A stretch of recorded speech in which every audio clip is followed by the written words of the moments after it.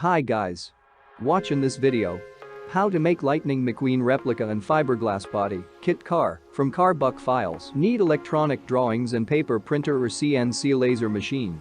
Then need to make car buck sections from wood board. After that, need to assemble the sections one after another to get a whole skeleton of the future car body. Then need to fill the space between the sections with foam or something else suitable. After drying, need to remove the excess foam that sticks out between the ribs of the sections. After that, need to cover the layout with putty in several layers. Then need to bring the surface of the layout to the ideal before working with fiberglass. Someone covers the layout with epoxy resin and someone paint.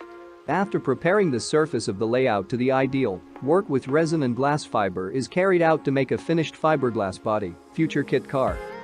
There is nothing difficult in this. The main thing is to do everything in stages and then everything will work out. As a result, our client have a Lightning McQueen fiberglass body that can be installed on a suitable donor car or on a frame. A similar project can be used for an adult as well as for a child on a reduced scale. Also, this project can be used as a layout and show car for the exhibition. As I said, the main thing is to do everything in stages and then you will be able to make the car of your dreams, just like my client, who had no such experience before meeting me.